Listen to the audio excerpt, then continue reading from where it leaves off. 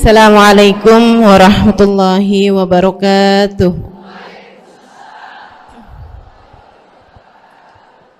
Alhamdulillah.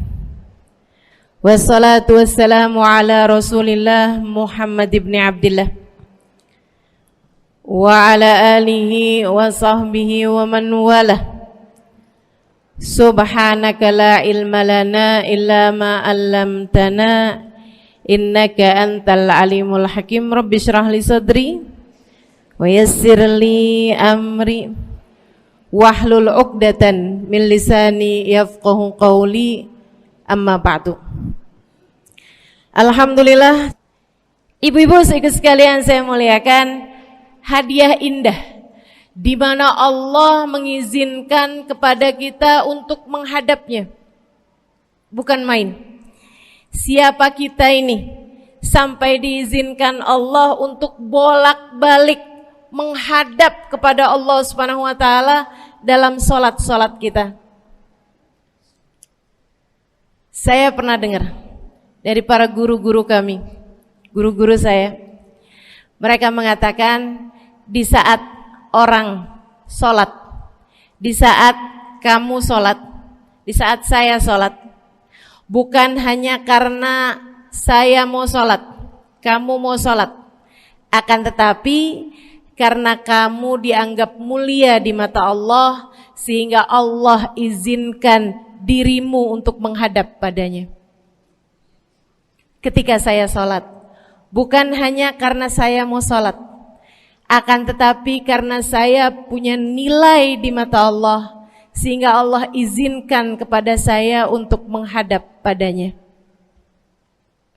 Sebaliknya, ketika kamu tidak mau sholat, bukan hanya karena kamu tidak mau sholat, akan tetapi karena kamu sudah jatuh dalam pandangan Allah, terhina dalam pandangan Allah, sehingga Allah tidak lagi mengizinkan kepadamu untuk menghadap kepadanya. Ketika seseorang tidak sholat, bukan hanya karena dia tidak mau sholat, akan tetapi karena ia sudah tidak lagi bernilai di mata Allah, sehingga Allah tidak izinkan dia untuk menghadap padanya. Teman-teman, saudariku sekalian yang saya muliakan, kalau bicara tentang sholat nih teman-teman, ada 4 tingkatan, ada 4 kelas. Untuk kamu melihat sholatmu sudah ada di kelas yang mana. Kalau saya boleh bilang kelas teratasnya nih kelas bisnis, oke lah ya.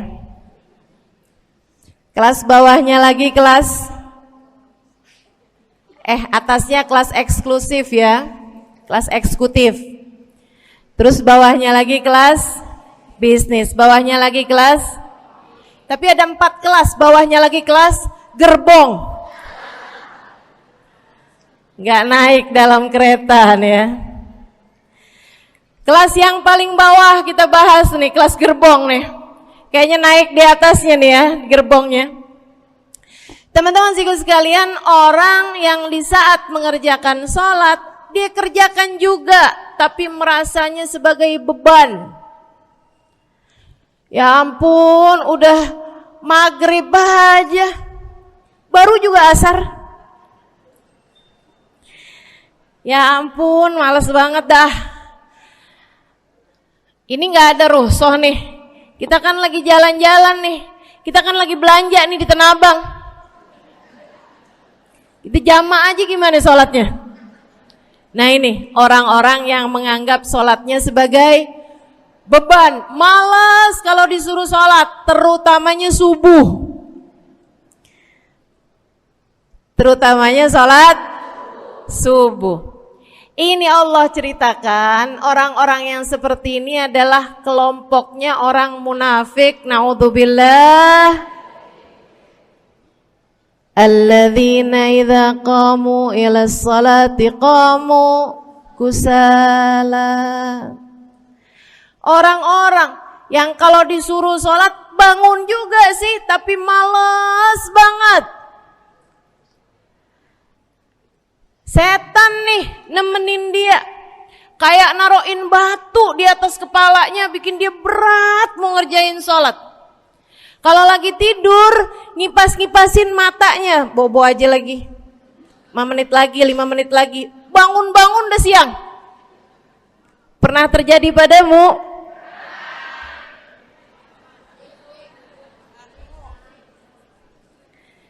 Jemur kunut. Bu, yang dijemur tuh jemuran aja, cucian aja. Jangan sampai jemur kunut. Kunutnya dijemur ya. Ketika ada seseorang yang disampaikan kepada Nabi Muhammad bahwasanya orang itu tidak bangun kecuali sesudah azan subuh, artinya enggak tahajud, artinya enggak bangun di sepertiga malam terakhir, bangunnya sesudah azan subuh. Nabi mengatakan padanya tentang orang itu, Nabi bilang pada para sahabatnya, inna syaitan bala fi udhunih.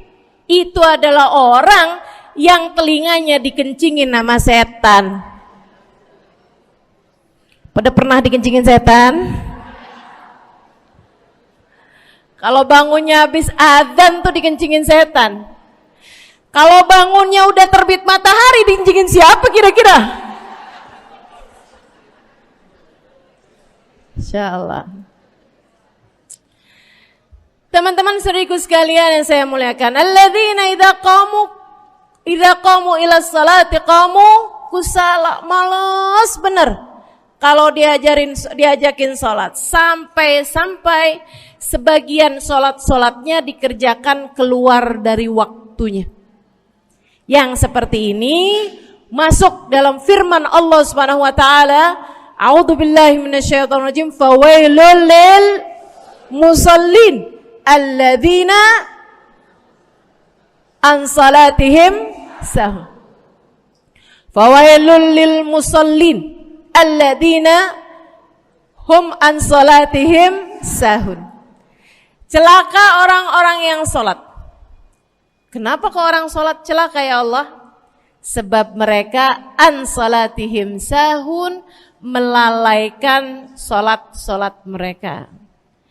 Apa maksudnya melalaikan? Imam Sayyidina Ibnu Abbas dalam salah satu tafsir beliau mengatakan alladzina yuakhiruna an waqtiha au yuqaddimuha ila ghairi waqtiha. Orang-orang yang mengakhirkan salat sampai keluar dari waktunya atau memajukannya sebelum waktunya.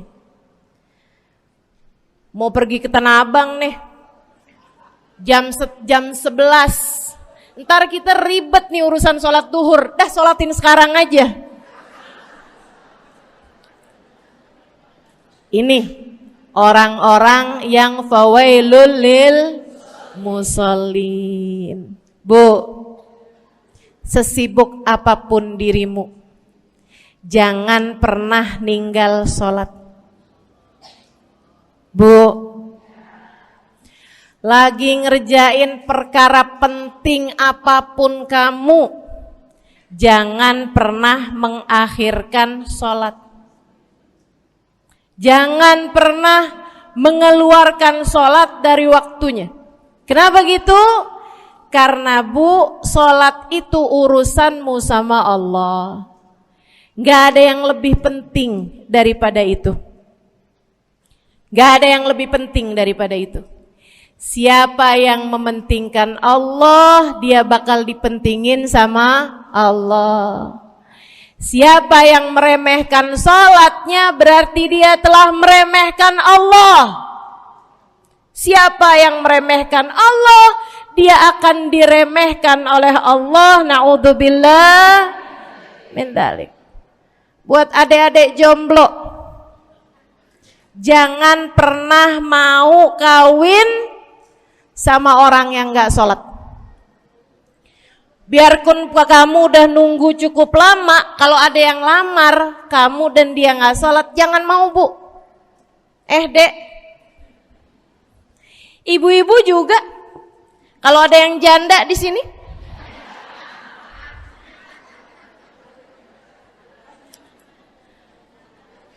terus ada yang lamar kamu, Walaupun di garasinya ada kijang,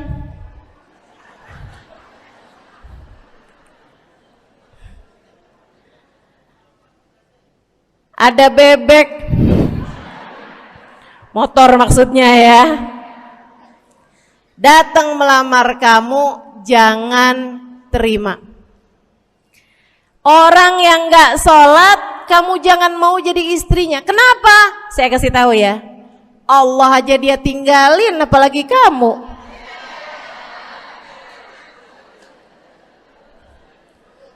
Allah aja dia tinggalin. Siapa yang tidak berguna baginya peringatan Allah, maka tidak akan berguna baginya peringatan dari siapapun.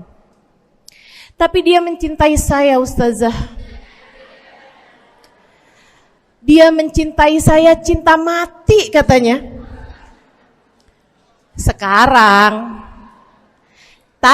tungguin setahun 2 tahun, cintanya hilang, tinggal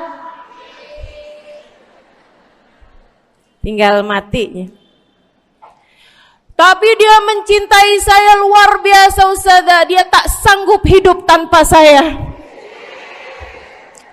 Itu namanya cinta monyet. Tungguin 2 tahun, cintanya hilang, tinggal. Jangan temenan sama orang gak sholat. Dia telah jatuh di mata Allah. Maka kita pun belajar buat jadi orang-orang yang terus mendaki, terus meraih rahmatnya Allah, terus belajar buat jadi salah satu orang yang dipandang dengan rahmat oleh Allah Subhanahu wa taala. Salah satunya dengan cara kita memuliakan sholat, kita menjaga sholat. Jagain sholatnya, jangan masuk kelompok orang yang tadi itu sholatnya menjadi beban. Ini kelompok paling bawah nih. Naik ke kelas ekonomi. Tadi begitu ya? Kelas ekonomi, orang-orang yang sholatnya menjadi sebuah kewajiban.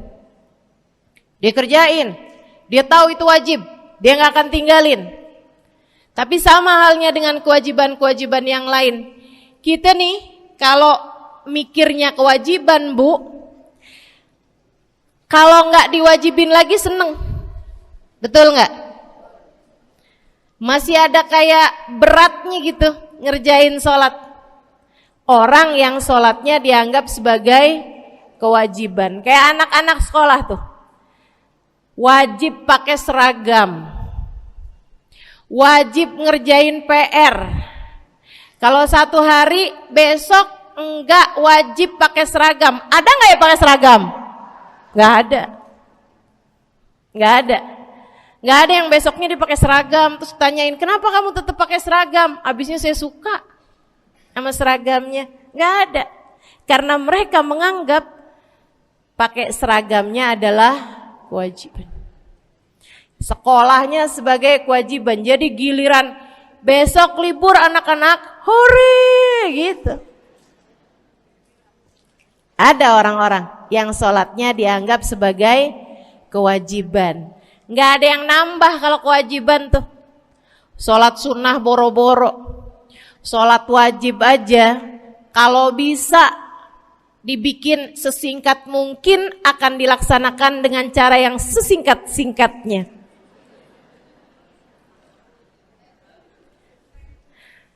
Habis ruku i'tidal sujud cepet bener ya. Malaikat raqib sama malaikat atid nih udah tahu aja kalau dia sholat. Habis ghairil maghdubi alaihim waladdallin. Malaikat atid bilang sama malaikat raqib, kulhu, catat kulhu udah pasti.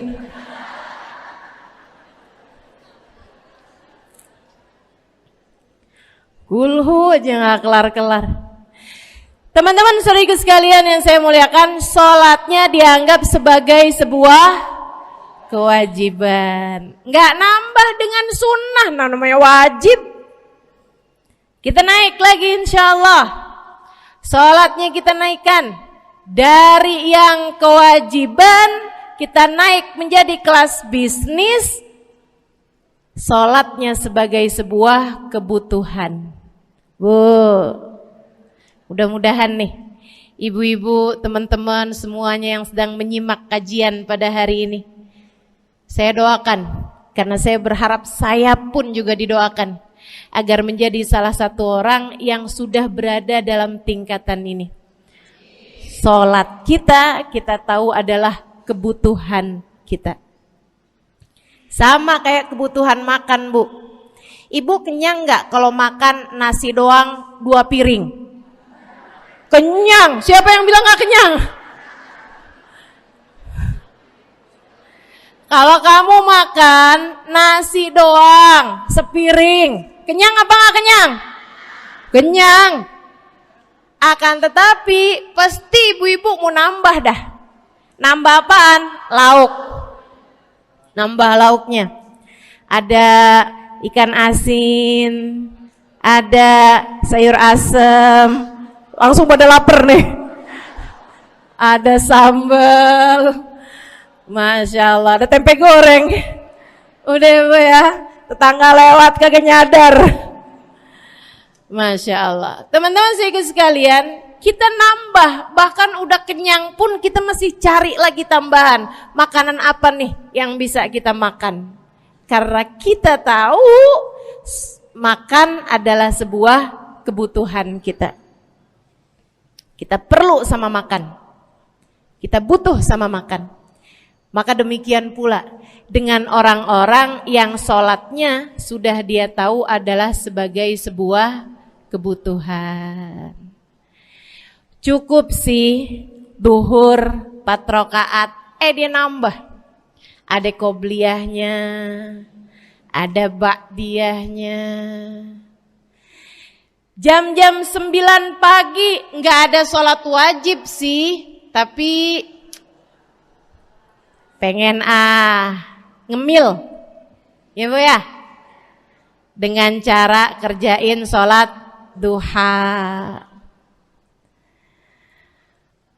Malam-malam abisnya isya, ampun mau tidur, ingat katanya Nabi, pesannya kepada Sayyidina Abu Hurairah, wasani habibi, kata Abu Hurairah, an utir qabla an anam. Kekasih saya Nabi besar Muhammad, kata Abu Hurairah, kasih pesan pada saya untuk jangan tidur sebelum sholat witir. Jadi habis kelar sholat isya langsung sambung sama witirnya. Dia tahu sholatnya adalah sebagai sebuah kebutuhan. Kebutuhan. Saya butuh untuk sholat karena saya butuh kepada Allah. Saya perlu sholat karena saya perlu kepada Allah. Saya perlu sholat karena saya tahu urusan saya sebesar apapun saya rasakan adalah kecil dalam pandangan Allah. Saya perlu sholat karena permasalahan dalam hidup saya yang saya rasakan sebesar gunung di atas pundak saya, di atas punggung saya, di hadapan Allah tak sampai seperti setitik debu yang mudah saja untuk Dia angkatkan dari kehidupan saya. Maka kita pun menjadikan sholat sebagai sebuah kebutuhan. Lagi sakit, jangan ninggalin sholat. Kenapa? Kamu menghadap kepada yang punya kesehatan. Lagi banyak utang, jangan ninggal sholat. Sama, jangan utang lagi. Karena kamu menghadap kepada pemilik segala kekuasaan, pemilik dunia dan akhirat, pemilik semua uang di atas muka bumi ini adalah Allah. Makanya Habib Ali Habsyi, penulis kitab Maulid Simtud Durar, yang tadi ibu-ibu baca maulidnya, beliau pernah bilang, Ada dalam salah satu diwan beliau. Diwan tuh syair-syair beliau itu ya. Ali idza qad marid syafahu fi'lus shalah la'alla syirru sifa fi wad'i tilkal jibah. Kata beliau, Ali nih kalau lagi sakit, ini Habib Ali ya, beliau tuh padahal punya amal ibadah sangat banyak. Tapi Habib Ali bilang, Ali idza qad marid syafahu fi'lus shalah. Ali nih kalau lagi sakit, sembuhnya sama sholat. Sembuhnya sama sholat. La'alla sirru sifa. Rasa-rasanya memang Allah letakkan rahasia kesembuhan ada pada fi wad'i tilkal jibah, terletakkannya jabhah kita, dahi kita di tempat sujud. Di sana semua permasalahan-permasalahan dalam hidupmu menjadi ringan. Saat kamu meletakkan dahimu di tempat sujud, kamu berbisik lirih kepada Allah, akan tetapi suaramu didengar sama yang punya arsy. Akan tetapi suara bisikanmu didengar segenap malaikat-malaikat yang ada di atas langit. Kemudian mereka mendoakanmu sehingga Allah mengatakan wasjud waqtarib, sujudlah kamu. Posisi sujudmu itu waqtarib akan membuatmu menjadi dekat dengan Allah Subhanahu wa taala. Sujudlah dan mendekatlah kepadaku, kata Allah. Agrab ma yakunul 'abd min rabbih fahuwa sajid, kata Nabi Muhammad. Fa'akthiru fihi du'a faqamin an yustajabulah. Tempat terdekat seorang hamba dengan Tuhannya adalah saat dia sedang sujud. Maka perbanyaklah doa dalam sujudmu, kata Nabi Muhammad. Doamu sangat mungkin diijabah oleh Allah. Apalagi kalau doanya kamu haturkan di sepertiga malam yang terakhir. Saat-saat di mana kebanyakan manusia di sekelilingmu yang lalai berada dalam tidurnya, berada dalam alam mimpinya. Para ulama tuh sampai bilang, Bu, dari kehususannya sepertiga malam yang terakhir, orang yang ngerjain maksiat aja sepertiga malam yang terakhir tuh tidur. Ibu gak pernah tahu orang-orang pulang diskotik jam berapa? Gak tahu ya, sama. Tapi Bu, yang pasti mereka tuh sepertiga malam yang terakhir malah pada pulang, malah pada tidur gitu. Orang maksiat aja itu sama Allah dibuat tidur tuh di jam-jam yang biasanya turun rahmatnya Allah. Allah mau milih nih mana nih hamba-hambaku, pilihan-pilihanku akan aku bangunkan untuk menghadapku. Kemudian Allah Subhanahu wa taala bertanya, hal min mustaghfirin, hal min taib, hal min talibi hajatin faunilahul matalib. Siapa nih di antara kalian yang lagi mohon doa, minta pertolongan, mohon ampunan, akan aku beri, kata Allah Subhanahu wa taala, sebab kalian meminta pada waktu yang paling aku suka. Kalau punya hajat minta. Kapan mintanya? Dalam sujud. Kapan sujudnya? Dalam sholatmu di sepertiga malam yang terakhir. Bu, ngelihat muka-mukanya pada punya hajat banyak-banyak nih. Gimana tahajudnya? Mudah-mudahan Allah jadikan kita salah satu di antara mereka yang menyibukkan diri di sepertiga malam yang terakhir, insyaallah. Sampai-sampai Bu ya, saya tinggal lama di kota Hadramut dulu. Orang-orang di Hadramut, orang awamnya, itu kalau mereka punya anak kecil umur 1 tahun, 2 tahun, 3 tahun tuh, punya anak bayi, balita gitu. Kalau mereka bangun di sepertiga malam yang terakhir, mereka akan membangunkan anak-anaknya walaupun buat main. Alasannya 2. Yang pertama, agar mereka terbiasa bangun di jam-jam segitu. Nantinya kalau besarnya mereka jadi udah kebiasaan bangun di jam segitu, gampang ngerjain tahajud. Alasan yang kedua, ibu-ibu sekalian, agar anugerah, karunia, rahmat, pemberian Allah yang Allah turunkan di sepertiga malam yang terakhir, anak-anak mereka pun berhak untuk mendapatkannya karena mereka tidak sedang dalam keadaan tidur dan dalam keadaan berjaga. Kan kebalik orang kita. Anak-anak kita, cucu-cucu kita kalau bangun jam segitu kita tidurin lagi, masih malam nak, masih malam. Mama masih ngantuk nak. Masya Allah. Ibu, saya punya ibunya guru saya. Saya punya guru salah satunya dan yang tercinta di hati saya, Sayyidil Habib Umar bin Hafid. Guru saya. Beliau punya ibu namanya Hubabah Zahra. Almarhumah, baru meninggal masa-masa deket pandemi. Ya Bu ya, baru aja beberapa tahun silam meninggalnya. Itu ibu-ibu sekalian punya anak kalau nggak salah 12. Kalau nggak salah 12 anak beliau. Laki-laki 5. Kalau saya nggak salah ya, mohon maaf kalau saya salah. Kemudian yang perempuan 7. Semuanya soleh-solehah. Semuanya Bu, jadi orang-orang yang luar biasa, yang terutamanya anak yang pertama yaitu Habib Ali Masyhur jadi mufti pada zamannya di Kota Tarim. Sampai wafatnya beliau masih sebagai mufti. Mufti itu Bu, permasalahannya umat semuanya ada di meja beliau untuk beliau selesaikan.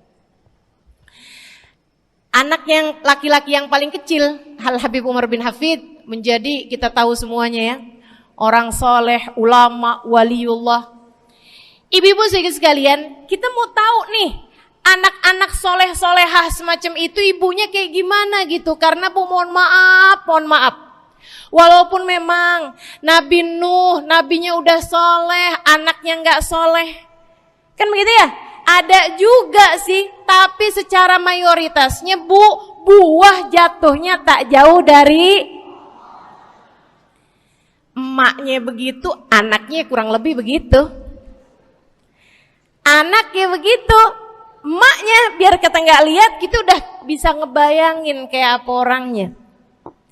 Ibu-ibu sekalian, nih anak-anaknya Hubabah Zahra, Masya Allah semuanya. Kita mau tahu ibunya kayak gimana. Satu cerita aja tentang Hubabah Zahra.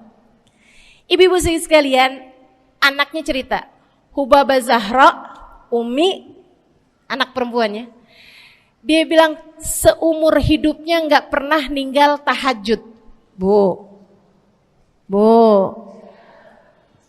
dari awal balik sampai meninggal, tidak pernah meninggalkan tahajud. Jauh banget ya? Sama siapa? Tahajud semalam, seminggu libur. Kelakuan siapa itu? Hubabah Zahra gak pernah ninggal tahajud kecuali satu malam. Satu malam itu beliau tuh lagi ada hajat besar, maksudnya lagi kayak ada acara pernikahan, kemudian beliau juga kelelahan, kecapean, baru tidurnya juga jam-jam 2, jam-jam mau jelang pagi Bu ya. Kelewatan tahajud. Bangun pas azan subuh. Ibu, beliau bangun dengan gemeteran. Beliau bangun dengan menggigil padahal enggak musim dingin. Beliau bangun, azan, innalillahi wa inna ilaihi rajiun. Azan, astagfirullah, ya Allah, astagfirullah, azan, ya Allah, ampuni Zahra ya Allah, ampuni Zahra ya Allah. Anaknya cerita, hari itu aku tidak pernah melihat ibuku berlelehan air mata sepanjang hari lebih daripada hari tersebut. Hari itu kami melihat ada seorang perempuan berlelehan air mata beristighfar memohon ampun kepada Allah karena satu malam dalam hidupnya beliau meninggalkan tahajudnya, teman-teman. Masya Allah, Masya Allah. Tiap kali makan ingat gitu, ya ampun tadi malam gak tahajud, samihni ya Rab, samihni ya Rab, sampai gak enak makan. Insya Allah, Insya Allah. Mudah-mudahan Allah jadikan keagungan sholat ada dalam hati kita. Sholat kita jadi kebutuhan. Insya naik tingkat eksekutif, teman-teman. Tadi saya ulangin lagi dah, karena ibu-ibu kan suka rada lupaan. Kelas yang paling bawah, kelas apa tadi? Gerbong. Menjadikan sholatnya sebagai beban. Kelas berikutnya menjadikan sholat sebagai kewajiban. Naik lagi menjadikan sholat sebagai kebutuhan. Tingkat terakhirnya ada hamba-hamba tercinta di sisi Allah yang menjadikan sholat mereka sebagai sebuah hiburan dalam hidupnya, hobi dalam hidupnya. Diawali, dicontohkan oleh baginda kita Nabi besar Muhammad yang mengatakan dalam hadis sahihnya, wa ju'ilat qurratu aini fis shalah, wa ju'ilat qurratu aini fis shalah. Dijadikan, kata Nabi Muhammad, Allah telah dijadikan li untukku qurrat aini, kesenanganku dalam kehidupan, kebahagiaanku ada pada, hobiku ada pada as-shalah, salat. Nabi itu orang yang kesenangan beliau, hobi beliau adalah salat. Kana idza faza'ahu amrun aladha ila shalah.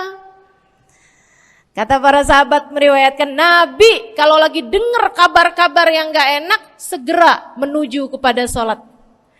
Nabi kalau udah ada kabar-kabar Rasul pasukan kita terkalahkan di medan peperangan, Nabi ngelihat Bilal.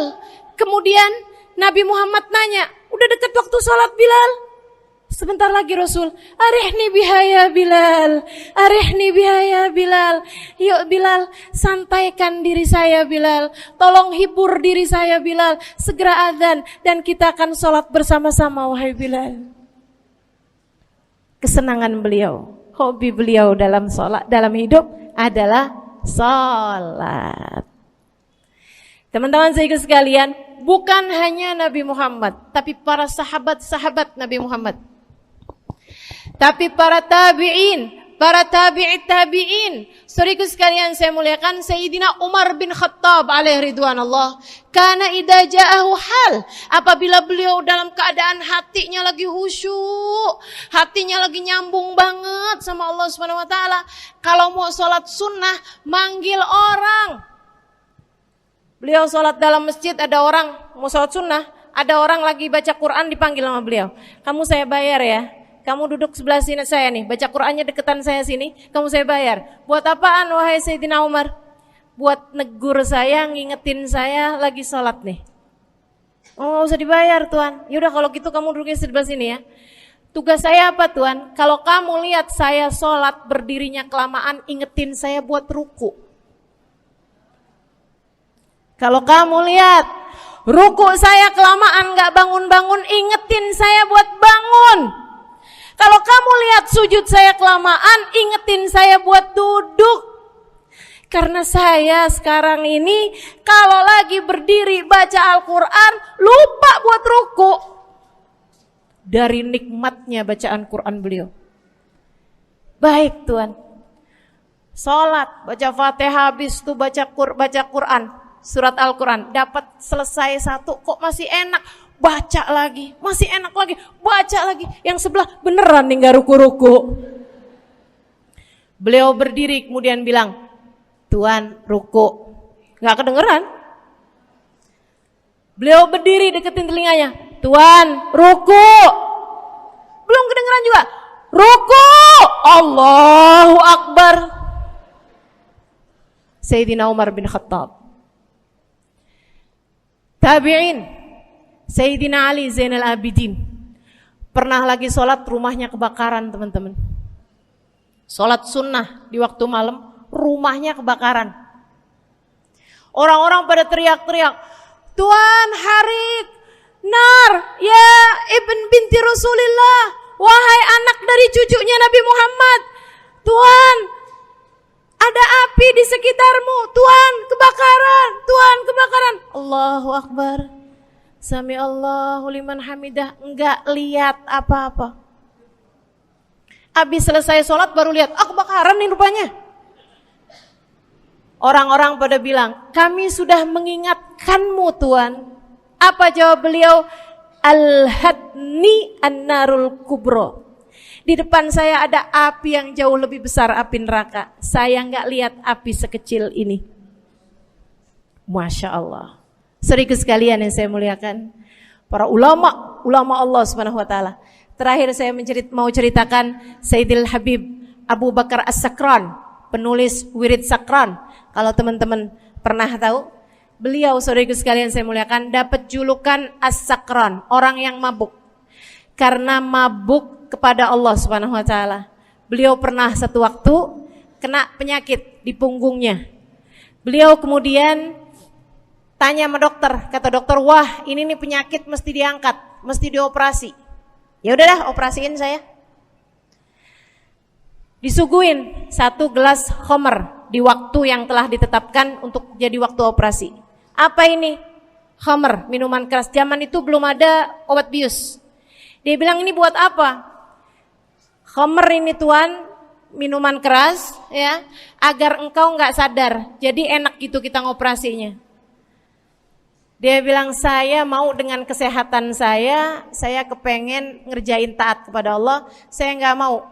Saya dapetin kesehatan saya dengan cara mengerjakan yang diharamkan Allah, yaitu minuman keras. Saya nggak perlu ini.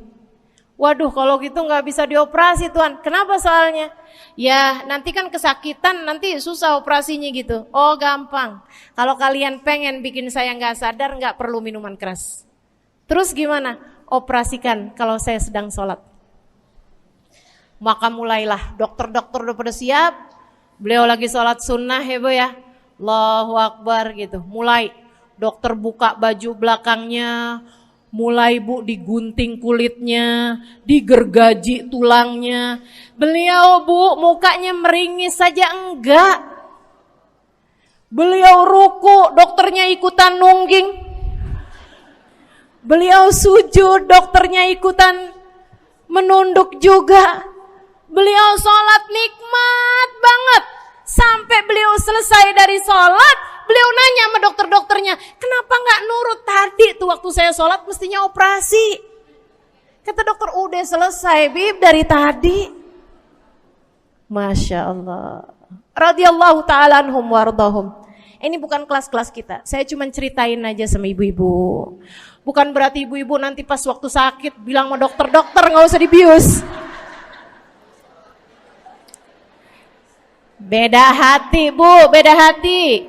Ibu ya, beda iman, beda semuanya kita sama mereka. Yang pasti, makanya saya kan yang ini gak doa nih. Pas yang kebutuhan tuh baru saya doa. Kenapa? Karena kayaknya tingkatan kita dah Bu ya. Mentok dah, sampai kebutuhan itu dah. Insya Allah, mudah-mudahan Allah jadikan kita orang yang menjaga salat insya Allah. Rabbi jalni muqimas salah wa min dzurriyyati amin. Rabbi jalni muqimas salah wa min dzurriyyati amin. Rabbi jalna muqimis salah wa min dzurriyyatina rabbana wa taqabbal du'a. Ala hadhihi niyyah bikun niyyah salihah ila hadratin nabi al-fatihah. Syaitan rajim. Bismillahirrahmanirrahim. Alhamdulillahirabbil alamin. Ar-Rahmanir-Rahim Maliki Yaumiddin. Iyyaka na'budu wa iyyaka nasta'in. Ihdinas siratal mustaqim, siratal ladzina an'amta 'alaihim ghairil maghdubi 'alaihim waladdallin. Amin. Taqabbalallah minna wa minkum taqabbal ya karim. Kurang lebihnya mohon maaf. Mudah-mudahan ada manfaatnya. Billahi taufiq wal hidayah. Wal 'afu minkum. Assalamualaikum warahmatullahi wabarakatuh. Assalamualaikum warahmatullahi wabarakatuh. Alhamdulillah Wassalatu wassalamu ala Rasulillah Muhammad ibn Abdillah wa ala alihi wa sahbihi wa man walah. Subhanaka la ilma lana illa ma 'allamtana innaka antal alimul hakim. Rabbi shrah li sadri wa yassir li amri wahlul 'uqdatan min lisani yafqahu qawli, amma ba'du. Alhamdulillah, pada hari ini Allah Subhanahu wa taala kembali mempertemukan kita di majelis ini dalam rangka mempelajari ilmu Allah sekaligus berusaha untuk menghijrahkan hati kita menuju Allah Subhanahu wa taala. Menghijrahkan hati kita dari dunia menuju akhirat. Menghijrahkan hati kita dari kesempitan menuju kepada kelapangan. Menghijrahkan hati kita dari kesulitan menuju kepada kemudahan, menghijrahkan hati kita dari neraka menuju surganya, insyaallah. Amin ya rabbal alamin. Saudari-saudariku sekalian yang saya muliakan, kita sudah pernah membahas dalam hijrah ini adalah hubungan kita dengan Allah Subhanahu wa taala, kemudian hubungan kita dengan baginda Nabi besar Muhammad Sallallahu alaihi wasallam. Semoga Allah bukakan pintu rahmatnya. Semoga Allah mudahkan kita untuk dapat mengamalkannya. Semudah kita mempelajarinya, semudah kita mendengarkannya, semudah saya menyampaikannya insya Allah, semudah teman-teman mendengarkannya insya Allah. Allah mudahkan kita untuk dapat mengamalkannya. Al-Fatihah biniyatin nafa' wal intifa' wal mudzakarah wat tadhkir ibtigha'a mardatih wa qurbih wa thawabih wa husnil khatimah ma'al lutfi wal afiyah wa salahil aqibah wa ila hadratin nabi. Al-Fatihah. Rasulullah sallallahu alaihi wasallam mengatakan, akmalul mu'minina imanan ahsanuhum khuluqa. Orang yang paling sempurna keimanannya adalah orang yang paling baik akhlaknya. Dalam hadis yang lain Nabi Muhammad mengatakan, la yu'minu ahadukum hatta yuhibba li akhihi ma yuhibbu li nafsihi minal khair. Tidaklah sempurna iman seseorang, tidak beriman seseorang sampai ia dapat mencintai orang lain seperti mana sesuatu yang ia cintai untuk dirinya sendiri. Suka terhadap orang lain sesuatu yang dia suka untuk dirinya sendiri. Minal khair, dari kebaikan. Saudaraku sekalian yang saya muliakan, ada banyak sekali hadis-hadis yang menggabungkan antara akhlak yang solehah dengan iman. Banyak sekali. Man kana yu'minu billahi wal yawmil akhir falyukrim jarah. Man kana yu'minu billahi wal yawmil akhir falyaqul khairan aw liyasmut. Siapa yang beriman kepada Allah dan hari akhir, hendaklah dia memuliakan tetangganya. Memuliakan tetangga kan bagian dari akhlak. Man kana yu'minu billahi wal yawmil akhir falyukrim dhaifah. Siapa yang beriman kepada Allah dan hari akhir, hendaklah ia menghormati tamunya. Siapa yang beriman kepada Allah dan hari akhir, hendaklah ia berkata benar, berkata baik, atau kalau tidak diam. Antara iman sama akhlak ini seringkali digabungkan. Seringkali Allah Subhanahu wa taala menjadikannya sama. Maksud saya seperti ini. Allah tidak berkata siapa yang beriman kepada Allah dan hari akhir, hendaklah ia banyak membaca Al-Quran. Itu kan sesuatu yang jelas. Baca Al-Quran hubungan langsung antara kita dengan Allah, hubungan langsung antara kita dengan hari akhir. Al-Quran akan menjadi pemberi syafaat bagi kita di hari akhirat. Itu semua kita sudah memahaminya. Siapa yang beriman kepada Allah dan hari akhir, hendaklah dia tidak meninggalkan sholat misalnya. Itu sesuatu yang kita dapat mudah memahaminya. Tapi ini Nabi Muhammad mengatakan siapa yang beriman kepada Allah dan hari akhir, hendaklah ia memuliakan tetangganya. Ini kan antara iman dengan akhlak, begitu ya. Kenapa seringkali digabungkan? Karena ternyata orang yang paling mulia akhlaknya adalah orang yang paling sempurna keimanannya. Orang yang sempurna keimanannya di sini maksud saya adalah orang yang tidak lagi melihat si fulan sebagai si fulan, tapi melihat si fulan sebagai hambanya Allah. Saudaraku sekalian yang saya muliakan, ketika kita punya bos, Kita punya atasan. Kita misalnya bekerja di sebuah perusahaan. Kita punya atasan yang sangat kita muliakan, sangat kita hormati, sangat kita harapkan dia nggak memecat kita, nggak mem-PHK kita. Orang yang begitu baiknya luar biasa, sering kasih kita bonus, sering kasih kita hadiah dan lain-lain sebagainya.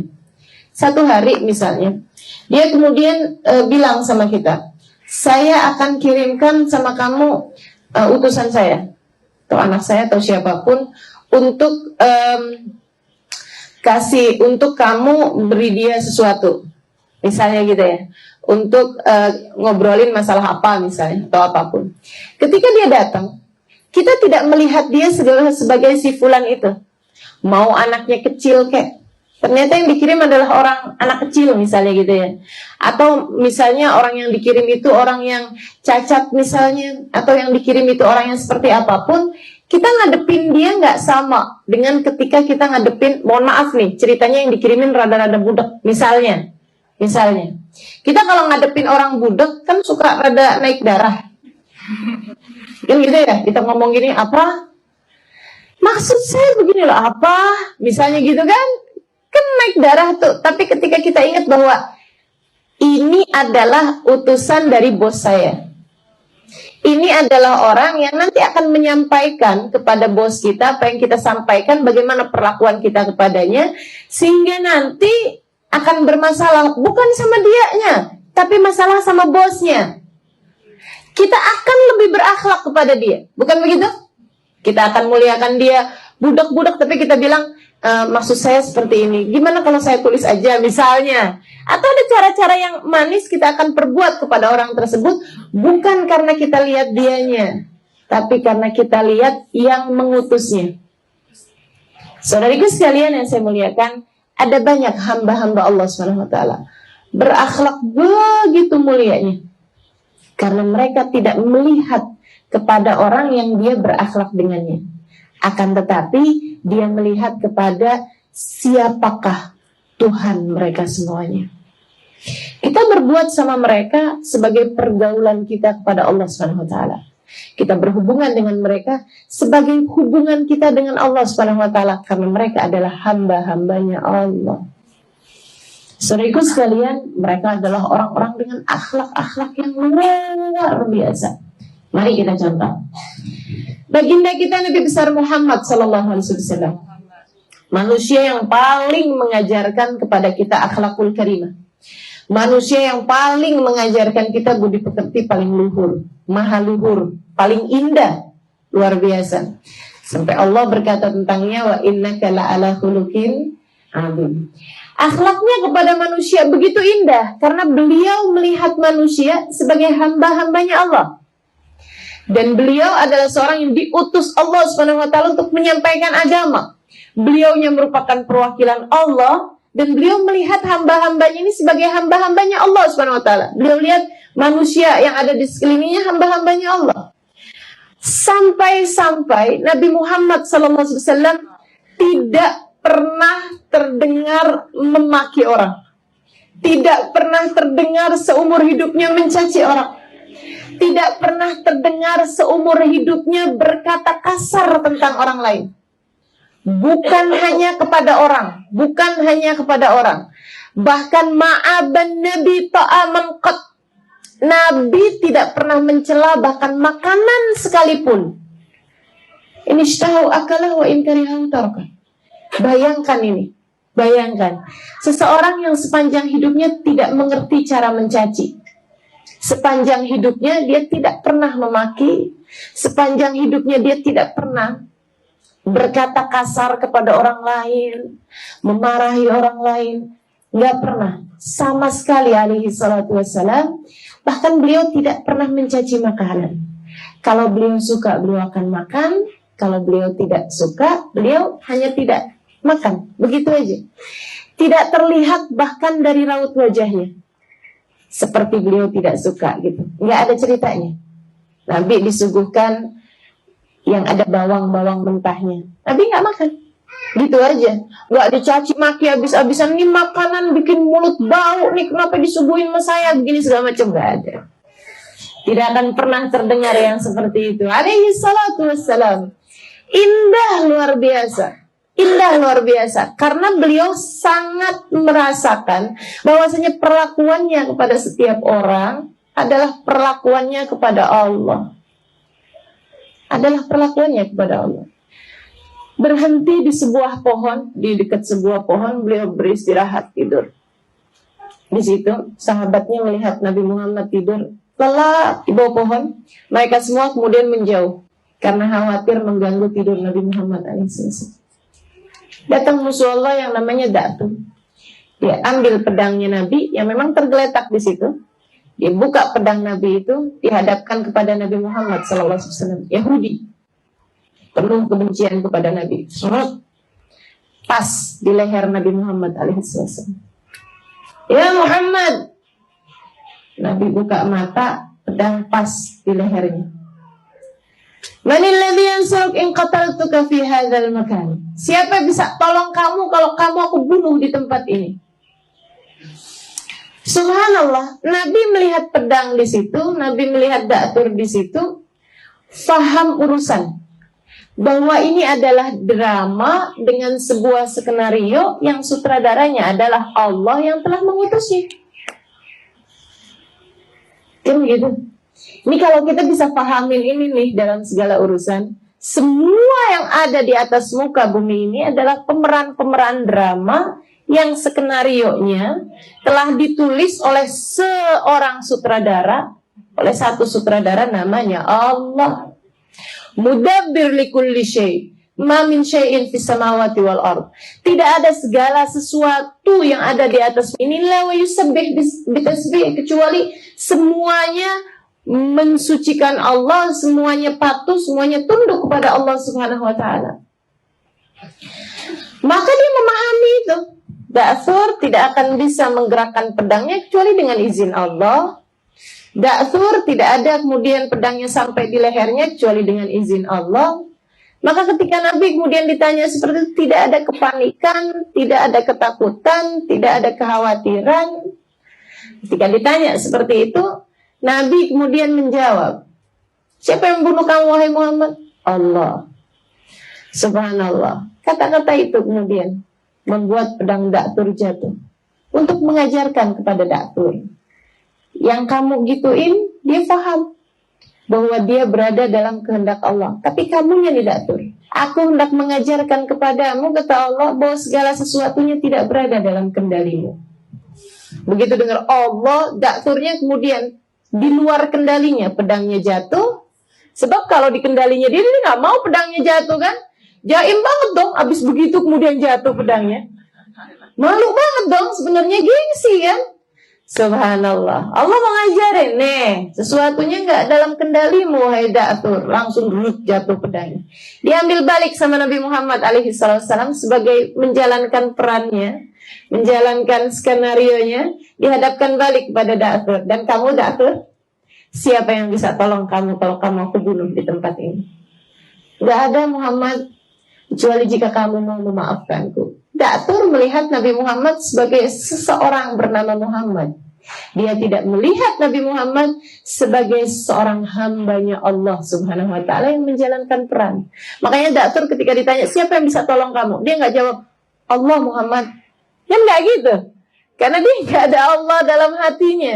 Teman-teman saudaraku sekalian, Nabi kemudian menyarungkan kembali pedang tersebut ke tempatnya, ke sarungnya, kemudian berkata, pergilah, aku sudah memaafkanmu.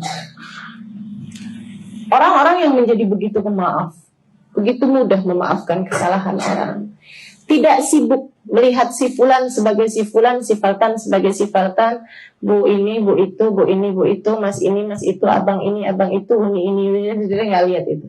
Tapi melihatnya sebagai hamba-hambanya Allah Subhanahu wa ta'ala. Mereka adalah pemilik akhlak-akhlak paling terpuji di atas muka bumi ini.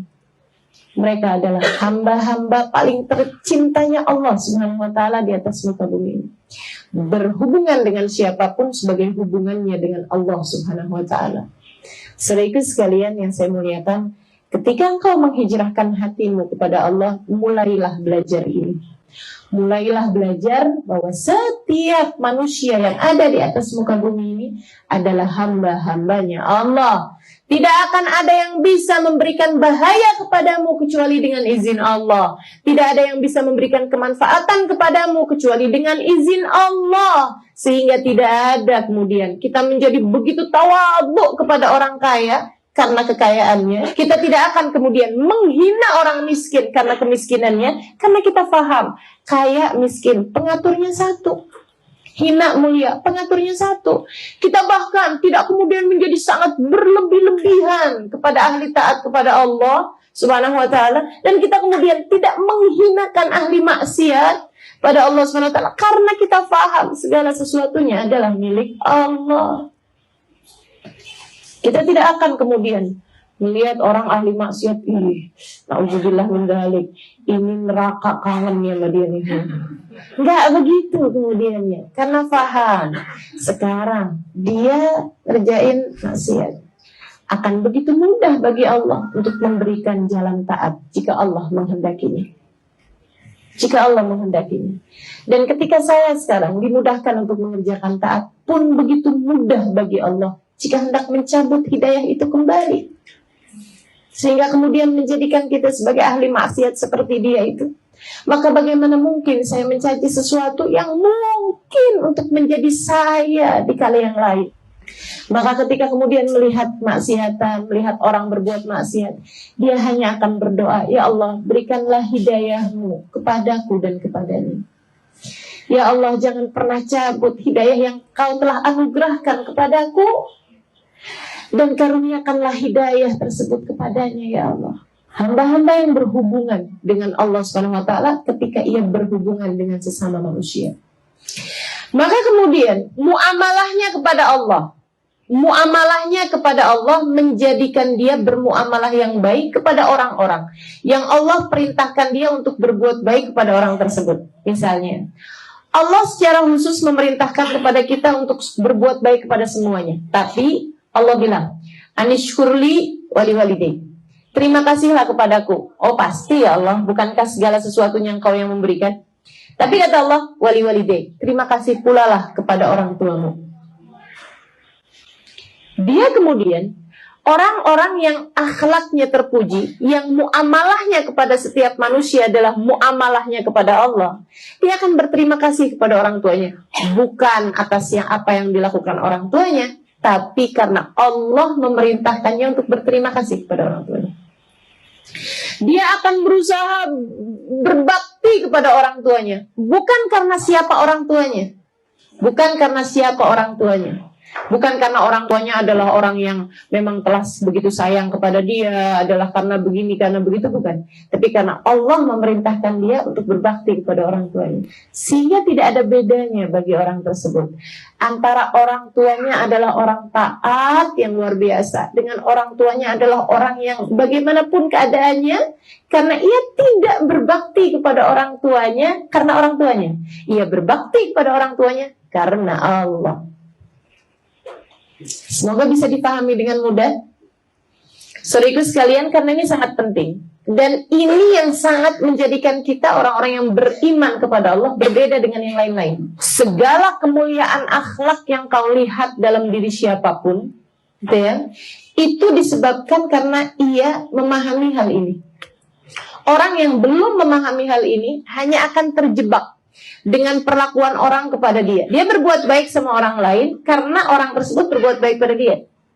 Tapi ketika orang tersebut tidak berbuat baik kepada dia, dia pun akan hilang akhlaknya. Karena ia berbuat baiknya cuma karena dia itu.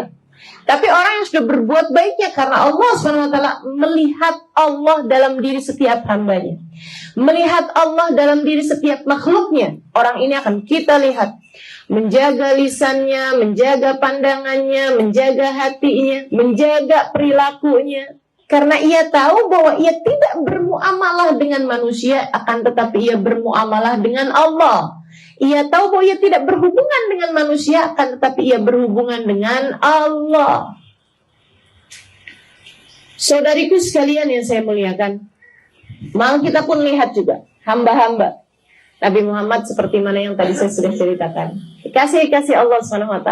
sahabat-sahabat Nabi Muhammad SAW. Demikian perlakuannya kepada setiap manusia. Ia melihat Allah dalam diri setiap manusia. Saudaraku sekalian yang saya muliakan, ada satu kisah menarik yang saya juga tuliskan di buku Pilar Cahaya tentang Sayyidina Abu Bakar As-Siddiq alaihi ridwanullah, yang diceritakan oleh Sayyidina Umar bin Khattab alaihi ridwanullah.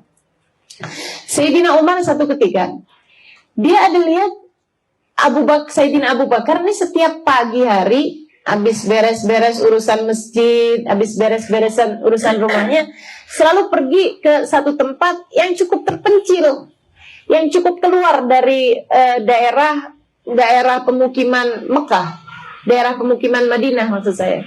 Ada pergi gitu ya ke satu daerah terpencil, kemudian ada masuk ke sebuah rumah, membuat Sayyidina Umar merasa penasaran. Satu waktu diikuti, ternyata masuk ke sebuah rumah. Pulang Sayyidina Umar. Besoknya lagi diikutin lagi, penasaran, pengen tahu nih rumahnya siapa. Apa Sayyidina Abu Bakar kawin lagi mungkin, gitu ya. Naroin istrinya di istri barunya karena nggak pengen ketahuan orang-orang atau apalah gitu ya, di sebuah tempat gitu kan, atau apa mungkin, ataukah itu adalah amanat Nabi Muhammad alaihi wasallam dan hal-hal yang lainnya yang ada dalam pikiran Sayyidina Umar bin Khattab. Sampai kemudian saudariku sekalian yang saya muliakan, masuk dalam rumah tersebut lama sekitar 1 jam, kemudian Sayyidina Abu Bakar keluar dari rumah itu.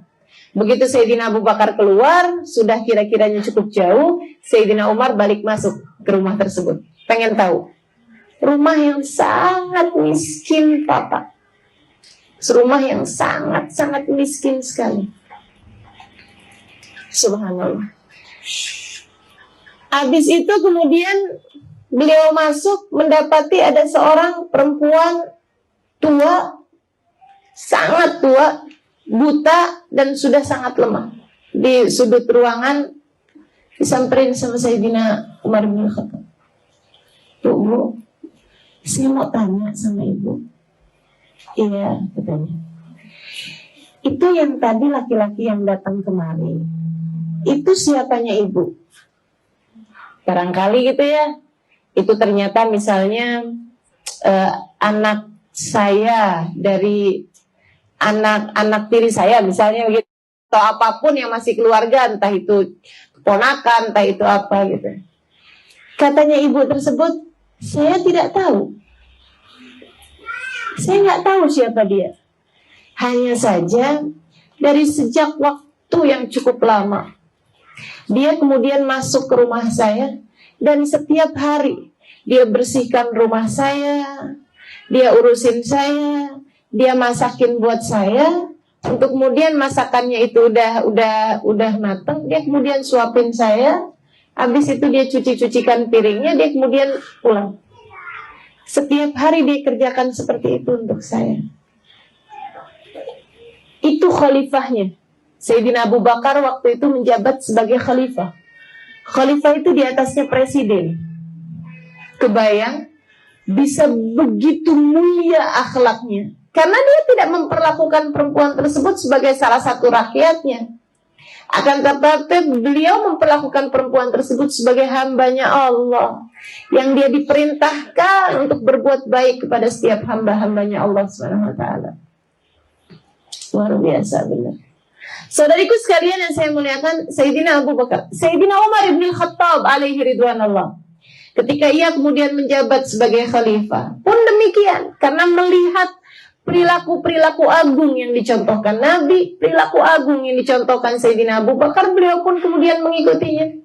Sayyidina Umar bin Khattab alaihi ridwanullah, saudariku sekalian yang saya muliakan, satu hari beliau tengah berjalan-jalan, lagi jalan-jalan, tahu-tahu di sebuah perkampungan yang cukup jauh dari perkotaan Madinah. Ada laki-laki teriak-teriak. Ada laki-laki tolongin saya. Sayyidina Umar segera datangin ke situ. Kenapa, Pak? Dan Sayyidina Umar pakaiannya tidak menunjukkan bahwa beliau adalah seorang khalifah. Dan zaman itu kan juga nggak ada poster-poster. Jadi orang juga nggak terlalu tahu mukanya Umar bin Khattab itu seperti apa. Cuman kalau kemudian mereka dengar, maksudnya nama gitu ya, mereka semua akan tahu bahwa beliau adalah seorang khalifah. Tapi kan memang mereka ini adalah orang-orang yang ketika menjabat sebagai khalifah sekalipun tidak penting baginya bahwa dia adalah seorang khalifah. Tidak melihat khalifah sebagai sebuah kekuasaan, akan tetapi yang dia lihat dari situ adalah sebuah amanat yang dibebankan Allah Subhanahu wa taala kepadanya. Akhirnya kemudian, ada apa Pak? Pak, ada apa Pak? Istri saya mau melahirkan, saya nggak tahu nih mau minta tolong sama siapa, saya tidak bisa melakukannya. Kata Sayyidina Umar bin Al-Khattab, baik Pak, sebentar ya Pak ya. Beliau pun kemudian lari. Nggak lama kemudian beliau ambil istrinya di rumah. Ada beliau punya istri yang sangat muda, adalah merupakan putri dari Sayyidina Ali bin Abi Thalib yang bernama Sayyidah Ummu Kalthum. Sayyidah Ummu Kalthum, putri dari Sayyidina Ali bin Abi Thalib, dari Sayyidah Fatimah Zahra, itu menikah dengan Sayyidina Umar bin Al-Khattab. Alaihi ridwanullah, umur pautnya sangat-sangat jauh sekali.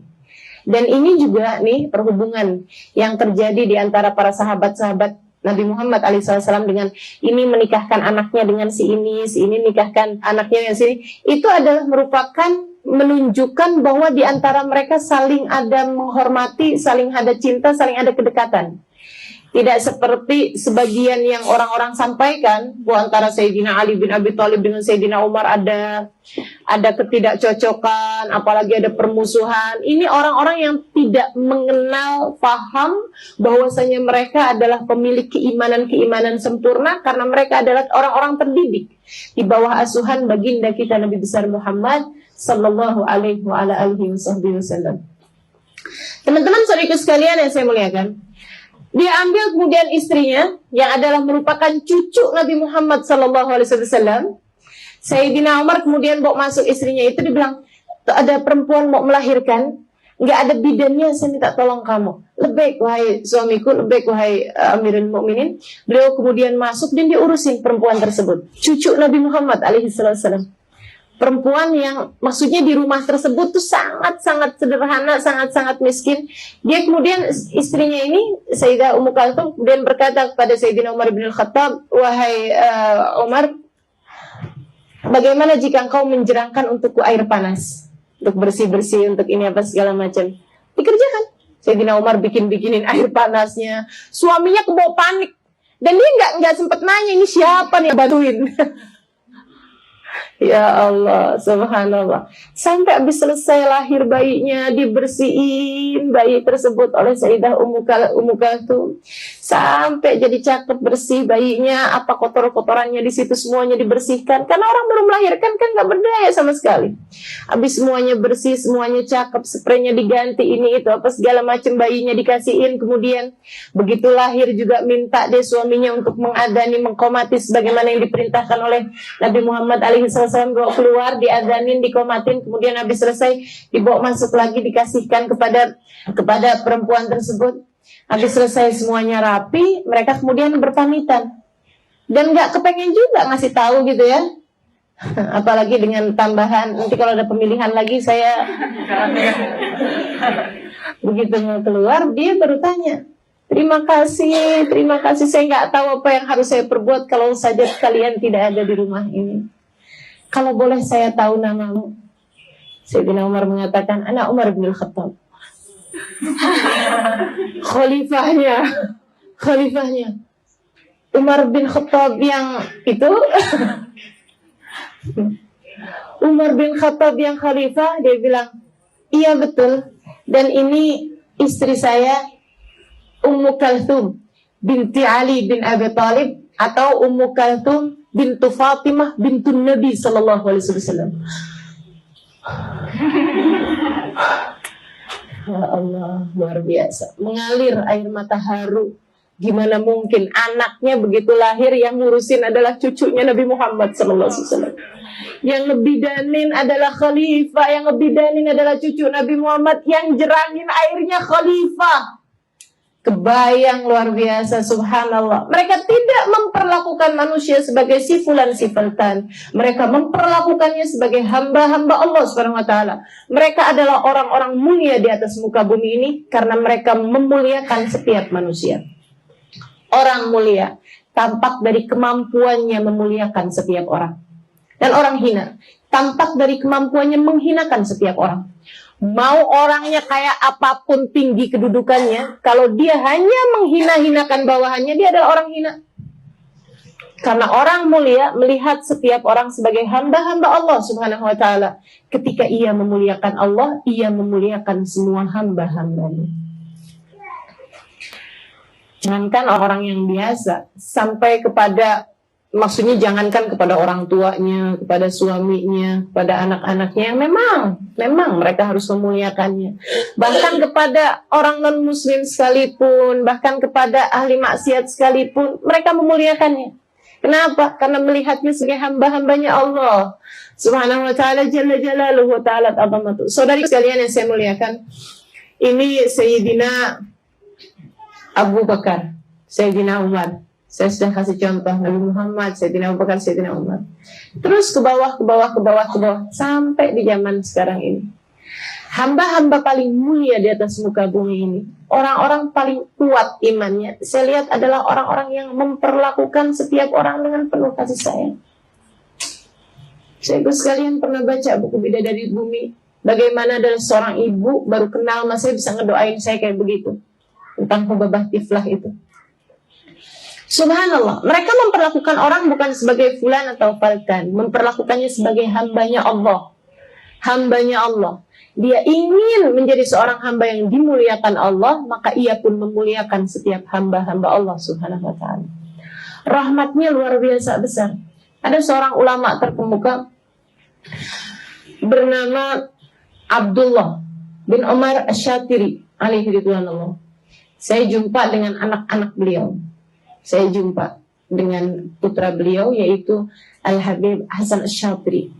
Dan saudariku sekalian yang saya muliakan, Habib Hasan pun sudah meninggal dan beliau adalah seorang ulama yang luar biasa, kekasih Allah Subhanahu wa ta'ala. Ini ya, Habib Abdullah bin Umar Asy-Syatiri alaihi ridwanullah. Satu ketika datang seorang muridnya dengan geram yang luar biasa, dengan marah yang luar biasa. Dia bilang, "Beb, izinin saya, Beb." "Kenapa? Kamu kenapa, Nak?" "Saya ini, Beb, abis dikata-katain orang, abis dibolimin orang di pasar sana itu. Ada orang jelek-jelekin saya, ada orang caci maki saya panas sekali, saya kesel sekali. Terus kamu gimana sekarang?" "Izinkan saya, Beb, saya mau gampar orang itu." Jadi ini luar biasa sekali ya. Murid ini ya, dia kepengen gampar, tapi biar nggak terlalu salah, dia minta izin ke gurunya gitu. Dia minta izin ke gurunya, izinin saya buat gampar dia gitu. Saya sudah punya cukup alasan buat gampar dia karena orang itu udah giniin saya. Dan subhanallah, kekasih Allah Subhanahu wa ta'ala melihat hamba-hambanya sebagai hamba-hamba Allah, melihat manusia sebagai hamba-hamba. Dia bilang begini, "Jadi kamu sekarang nih kepengen gampar dia banget, udah sampai di sini, udah sampai di tenggorokan, udah tinggal muntahnya aja gitu ya, tinggal kerjain aja gitu." Katanya Habib, "Oh baik-baik, coba kamu deketin saya." "Iya, Bib." Dia nggak kasih nasihat untuk kamu harus bersabar, sakitin orang itu, pahalanya begini, dizolimin orang, nggak ada. Kasih Allah Subhanahu wa ta'ala, memperlakukan orang sebagai hamba-hambanya Allah, penuh rahmat, penuh kasih, penuh cinta. Beliau malah memerintahkan begini, "Coba kamu pejam mata sekarang. Udah dekat, kamu pejam mata sekarang." "Iya, Bib." Bukan juga disuruh Allah, ingat Allah. Enggak gitu juga gitu ya. Kamu pejam mata, udah begitu dilihatnya pejam mata. "Sekarang kamu bayangkan saya adalah orang yang kamu keselin itu. Terus, Bib, sekarang kamu gampar saya." Orangnya bengong. "Ya nggak bisa lah, Bib." "Enggak apa-apa, Nak. Kalau kamu hanya sekedar kepengen gampar orang, gamparlah saya." Akhlak-akhlak terpuji semacam ini tidak akan dimiliki kecuali oleh orang-orang yang melihat fulan sebagai hamba-hambanya Allah Subhanahu wa ta'ala. Subhanallah, saya melihat mereka nih, para kekasih-kekasih Allah, dimulai dari baginda kita Nabi Muhammad, terusnya sampai zaman sekarang ini. Kekasih-kekasih Allah Subhanahu wa taala yang melihat hamba-hambanya sebagai hamba-hambanya Allah, melihat mereka sebagai orang-orang yang menjalankan skenario yang sutradaranya adalah Allah Subhanahu wa taala. Mereka itu sampai kemudian tahu persis apa yang Allah inginkan untuk mereka lakukan pada setiap orang. Pada setiap orang. Alimah, kamu keluar rumah, di sana ada orang yang sedang sangat lapar, beri makan, nak. Guru saya, Bapak Maryam, bagaimana dia bisa tahu ada orang di luar rumahnya sana yang sedang lapar? Kalau tidak karena mereka melihat setiap manusia sebagai hamba-hambanya Allah, sehingga mereka menjadi perantara rahmatnya Allah Subhanahu wa taala di atas muka bumi ini. Subhanallah, subhanallah. Dan itu nggak cuma orang di luaran sana, di Indonesia. Saya punya guru di Jawa Tengah sana, di Tegal. Satu hari saya sedang bincang-bincang sama beliau. Tiba-tiba aja beliau panggil istrinya. Dia panggil istrinya, kemudian istrinya datang, dia bilang apa? Di luar sana. Rumahnya besar, sangat besar sekali. Di luar sana ada orang lagi jalan menuju rumah kita, dia sangat lapar. Beri dia makan. Saya sampai, oke. Ini hamba-hamba tercinta Allah Subhanahu wa taala melihat manusia sebagai hambanya Allah, Allah pun bagi tahu kepada mereka. Kasih sayang, rahmat yang luar biasa. Mereka menjadi penebar-penebar rahmat di atas muka bumi ini, memaknai makna, melanjutkan apa yang dilakukan oleh nabinya, wa ma arsalnaka illa rahmatan lil alamin. Tidaklah kami utus engkau wahai Nabi Muhammad kecuali sebagai penebar rahmat buat alam semesta. Mereka pun menjadi yang seperti itu. Izinkan saya bercerita. Seorang kekasih Allah Subhanahu wa taala bernama Sayyidina Syekh Abu Bakar bin Salim alaihi ridwanullah. Ini kekasih Allah yang luar biasa. Saya tidak jumpa dengan beliau. Beliau wafat sekitar 400-an tahun yang silam. Jadi saya nggak jumpa karena saya belum hidup zaman itu. Iya, tapi kisah-kisah tentang beliau dan karangan-karangan, kitab-kitab karangan beliau saya baca. Kisah-kisahnya seringkali saya dengar. Dan saya pernah sampai di rumah tempat beliau dulu tinggal. Saya pernah sampai di ma'bad tempat beliau dulu beribadah. Saya pernah sampai di makam beliau. Saya pernah sampai kepada cucu-cucu beliau. Dan yang saya ceritakan di buku Bidadari Bumi tentang Hubabah Khadijah. Hubabah Khadijah binti Syekh Bakar bin Salim. Baba Khadijah di Pesta Agung. Itu adalah salah satu dari keturunan beliau. Cucu-cucu beliau dari Sayyidina Syekh Abu Bakar bin Salim ini. So itu sekalian yang saya muliakan.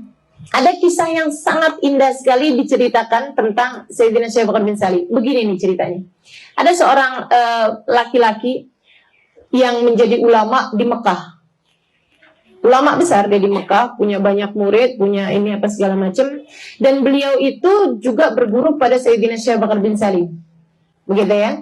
Di masa mudanya dan juga sampai sekarang pun ada banyak. Maksudnya kalau ada pertanyaan-pertanyaan apa beliau suka tulis-tulisin untuk nanti ditanyakan, kalau beliau tidak tahu jawabannya dia akan tanyakan kepada gurunya itu. Satu hari beliau ini ada permasalahan pelik dengan istrinya sampai mereka hampir pisah. Sama istrinya. Dia ini istri ulama ini ya. Seorang ulama di Mekah ini. Lagi ada masalah sama istrinya. Kemudian istrinya juga sampai dengan pokoknya udah kayak nggak ketemu deh. Titik temunya tuh nggak ada. Sampai mereka mau berpisah. Dalam keadaan galau, dalam keadaan gelisah. Beliau kemudian datang ke rumahnya Sayyidina Syekh Abu Bakar bin Salim di Inad. Melakukan perjalanan panjang. Dari Mekah sampai dengan ke Yaman, dari Yaman kemudian pergi pula ke Inad namanya ya, tempatnya nama kampungnya itu. Sampailah kemudian di Hadramaut, di kota Inad itu, di rumahnya Sayyidina Syekh Bakar bin Salim. Begitu nyampe, ahlan wa sahlan, duduk sama gurunya, kemudian gurunya bilang gini, kamu ada pertanyaan-pertanyaan ya yang kamu mau tanyakan kepada saya. Pertanyaan pertama yang mengenai masalah itu, Itu jawabannya seperti ini. Ada pendapatnya. Jadi muridnya ini cuma diem aja. Pertanyaan kedua yang mengenai ini, jawabannya seperti ini. Ada pendapatnya Imam Syafi'i, ada pendapatnya Imam Malik. Dalam masalah ini begini-begini segala macam. Dan guru saya memilih pendapat yang begini. Kamu ikut juga pendapat yang seperti itu. Adanya di kitab ini, kalau kamu mau tahu rujukannya, ada hadisnya dalam Sahih Bukhari, halaman sekian di bab ini. Semuanya jawab pertanyaan-pertanyaannya. Subhanallah. Kemudian ada beliau dikasih sama pelayannya, Sayyidina Syekh Bakar bin Salim, dibawakan nampan, gitu ya, yang berisi kopi untuk beliau bagikan kepada tamunya tersebut. Dia tuangkan 3 gelas. Padahal orangnya hanya ada 2. Beliau sama tamunya tersebut. Beliau kemudian tuangkan 3 gelas kopi di tempat itu. Beliau ambil 1 di tempat beliau untuk beliau minum. Beliau bagikan kepada tamunya itu. Kemudian beliau ambil yang 1 gelas lagi itu, jalan ke jendela. Jalan ke jendela. Di sana tuh kalau ruangannya atas ini ya, tingkat. Jadi beliau itu di atas, di ruangan atas, beliau pergi ke jendelanya. Ada tokoh istilahnya orang Arab itu, jendela yang kecil, suka buat ngeliatin. Kalau teman-teman pernah lihat rumah-rumah di Arab dulu, ya, suka ada jendela kecil di atas bangunan buat ngeliatin kalau ada tamu di luar, gitu. Kecil aja jendelanya. Itu beliau menuju ke situ, dia bawa nih sambil gelas ini, sambil berkata seperti ini. Amma mas'alatak ma'a zawjatak faqad aslahna. Adapun masalahmu dengan istrimu, kami sudah memperbaikinya. Kita sudah bikin damai. Kita sudah akurin kamu sama istrimu itu. Gitu bilangnya. Sambil kemudian beliau bawa kopi tadi ini keluar, set. Habis itu kemudian beliau masuk lagi. Habis itu ngobrol urusan-urusan lain tentang dakwah ini apa segala macam. Selang beberapa hari sudah beliau tinggal di Inat ini, beliau kemudian pulang kembali ke Mekah sambil mikir-mikir, ini istri saya mau bukain pintu apa enggak, ini masalahnya ini ya, ini istrinya ini mesti marah apa enggak, kayak gitu. Subhanallah, begitu beliau ketuk pintu, istrinya bukain pintu dengan selamat datang, waalaikumsalam warahmatullahi wabarakatuh. Udah dandan, udah rapi, udah cakep, udah kayak tahu gitu kalau suaminya mau pulang. Untuk kemudian dia suguhkan makanan segala macam pokoknya. Dan dia sebelum makan itu dia bilang, bang maafin saya bang ya yang kemarin-kemarin itu ya, saya dimaafin ya, saya akan coba lagi untuk menjadi istri yang lebih baik bagi kamu. Sampai suaminya bengong-bengong, kamu nih kesambet di mana? Padahal lagi waktu jalan itu sedang sangat marah sekali, tapi sekarang kok kamu bisa menjadi seperti ini, gimana ceritanya? Dia bilang, iya bang, waktu abang pergi itu, dia bilang besokannya, kan perjalanan dengan hari itu, dia bilang, hari yang dia berjumpa dengan Sayyidina Syekh Bakar bin Salim. Hari itu ada seorang lelaki tua datang berkunjung ke sini. Dia kemudian ngobrol sama saya, nasehatin saya, urusan-urusan untuk saya perbaiki hubungan denganmu untuk begini. Dia kata-katanya indah banget, saya sampai terharu sekali, saya sampai nyesel telah berbuat seperti itu kepadamu. Oh ya, dia kemudian ada kasih saya kopi. Dia ada kasih saya kopi, saya masih simpen cangkirnya kalau kamu mau lihat. Dia bilang gitu. Habis itu dia kemudian pergi begitu aja. Habis itu saya jadi rindu terus kepadamu, saya jadi kangen terus. Saya sampai doain kamu setiap malam. Dan dia juga ada kasih tahu saya bahwa kamu akan datang hari ini. Kamu akan nyampe di rumah hari ini, jam ini.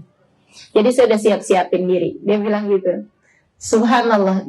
Saya kemudian pergi ke dapur untuk melihat gelas tersebut, dan sungguh demi Allah itu adalah gelas yang sama Sayyidina Syekh Bakar bin Salim ke jendela tersebut sambil mengatakan, adapun masalahmu dengan istrimu saya sudah memperbaikinya. Kekasih Allah subhanahu wa ta'ala. Kenapa bisa mereka berbuat seperti itu, menjadi kepanjangan tangan Allah subhanahu wa ta'ala dalam menebarkan rahmat? Karena mereka melihat manusia tidak sebagai manusia, tapi sebagai hamba-hamba Allah subhanahu wa ta'ala di atas muka bumi ini. Saudariku sekalian yang saya muliakan, ini mereka kasih Allah. Artinya bahwa saya bukan ingin mengambil kekeramatannya mereka untuk saya bahas di sini, akan tetapi yang saya ingin ambil adalah rahmat dan kasih sayang mereka terhadap setiap hamba-hambanya Allah. Jika mereka bisa mengasihi sampai kepada orang yang ya datang dari Mekah sini untuk urusan damai dengan istrinya apa segala macam, padahal bukan anaknya, bukan apa-apanya gitu ya. Maka kita bagaimana? Setidaknya dengan orang-orang terdekat kita. Kita andai tidak bisa berbuat baik kepada setiap makhluknya Allah SWT di atas muka bumi ini, setidak-tidaknya, bagaimana kabarmu dengan orang tuamu? Bagaimana kabarmu dengan suamimu? Bagaimana kabarmu dengan anak-anakmu? Bagaimana kabarmu dengan tetangga-tetanggamu? Bagaimana kabarmu dengan sahabat-sahabatmu? Adakah kau hanya akan berbuat baik kepada mereka yang telah berbuat baik kepadamu? Itu namanya bukan buat baik, itu namanya balas budi. Teman-teman saudariku sekalian yang saya muliakan, adakah engkau hanya akan memuji orang yang memang memujimu dan mencaci mereka-mereka yang kemudian berbuat jahat kepadamu? Itu namanya bukan memuji, tapi balas puji, balas budi aja. Teman-teman saudariku sekalian yang saya muliakan, yuk kita tebarkan rahmat. Ngelihat orang tua kita jangan sebagai ibu fulana, bintu fulan, bapak fulan bin fulan, tapi melihatnya sebagai orang yang Allah Subhanahu wa taala telah menjadikan mereka sebagai orang tua saya. Yang Allah perintahkan kepada saya, anishkurli wali walidaik. Berterima kasihlah kepadaku dan berterima kasihlah kepada orang tuamu. Seseorang yang Allah Subhanahu wa taala telah memerintahkan kita untuk berbuat, wahfid lahuma janaha dzulli minar rahmah. Bentangkanlah kepada kedua orang tuamu sayap-sayap kerendahan hatimu. Wala taqul lahuma uffin. Jangan pernah berani berkata kepada orang tuamu kalimat uff, kalimat kalimat Kalau saja ada kalimat lebih pendek daripada itu, Allah pasti akan menyebutkannya. Kalimat penyangkalan yang lebih pendek daripada itu, Allah nggak bilang janganlah kalian berkata kepada orang tua kalian tidak. Karena tidak masih lebih panjang daripada uff. Uff itu orang Arab yang gitu loh. Yang kayaknya yang enggak deh gitu ya. Dikerjain juga, tapi ada kata-kata yang gitu. Yang artinya bahwa kita keberatan, menyiratkan kita keberatan terhadap permintaan orang tua. Itu kata Allah, jangan kamu berkata yang seperti itu. Wa qul lahuma qaulan karima. Ucapkanlah kepada kedua orang tua kalian qaulan karima, ucapan-ucapan yang dermawan. Emang ada gitu ucapan yang dermawan? Ada, itu di atas ucapan baik. Allah itu kalau sampai membahasakan kariman, qaulan kariman, ucapan yang dermawan, itu di atasnya qaulan hasanan, atau di atas qaul sidq, berkata benar, berkata baik, di atas itu. Qaul karim itu ucapan yang dermawan, yang kita kalau dapat ucapan tersebut lebih kita sukai daripada kita dikasih sesuatu oleh orang itu. Misalnya, saat suami kita berkata kepada kita, aduh saya tuh ya punya istri kamu tuh hadiah Allah paling indah dalam hidup saya. Mauan mana? Diomongin gitu ama dikasih uang 100.000. Coba saya tanya. Saya tanya, beneran ya? Oke, omongan itu sama 1 juta. Naikkan dikit.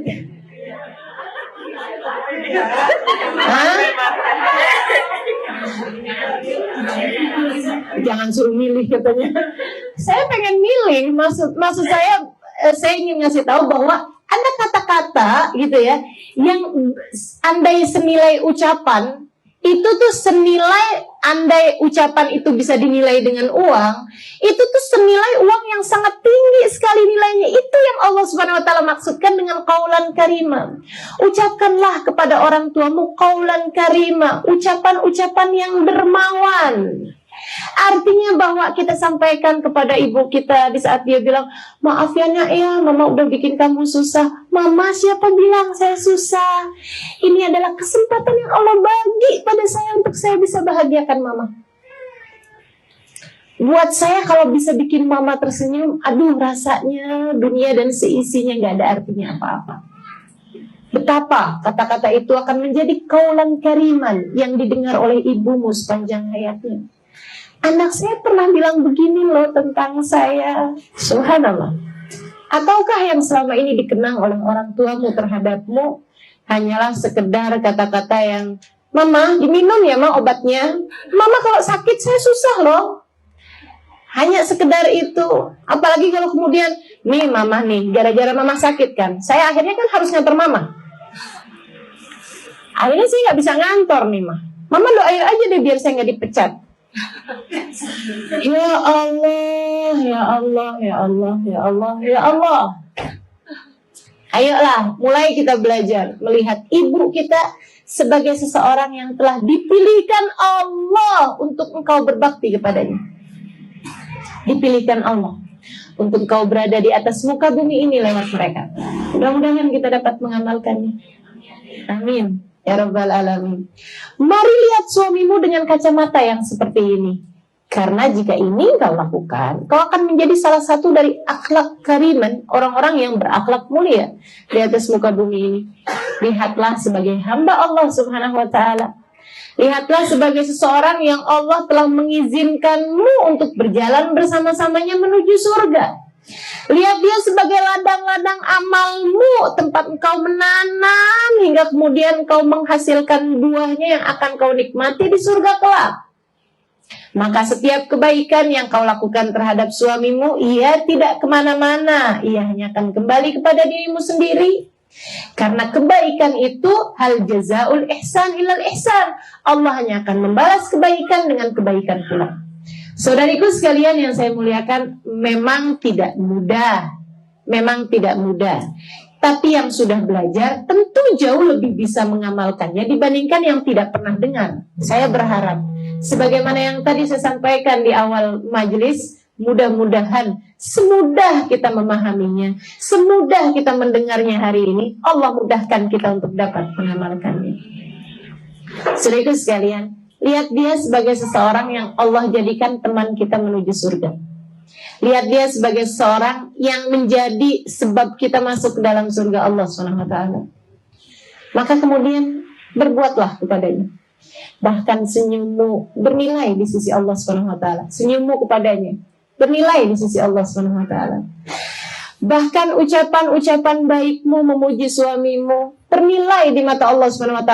Kalau tidak karena nilainya yang sangat tinggi, setan gak akan bikin kita merasa berat mengerjakannya. Saya udah tanya sama semua perempuan, paling susah terima kasih sama siapa? Mas suami. Paling susah bilang minta maaf sama siapa? Mas suami. Pokoknya deh, subhanallah, subhanallah ya mas suami ini kan. Kenapa bisa begitu berat? Karena setan tahu nilai pahalanya kayak apa, jadi dia coba halangin kita. Coba halangin kita. Paling berat muji siapa? Suami. Ntar dia besar kepala ustazah kalau saya puji terus. Nggak apa-apa, nanti kalau kita sering-sering puji, nanti dia balik akan melakukan hal yang sama kepadamu. Jadilah tanah hamparan baginya, dia akan menjadi atap yang melindungimu. Begitu katanya Sayyidah Asma bintul Kharijah. Saudariku sekalian yang saya muliakan, yuk kita lihat setiap orang sebagai hamba-hambanya Allah.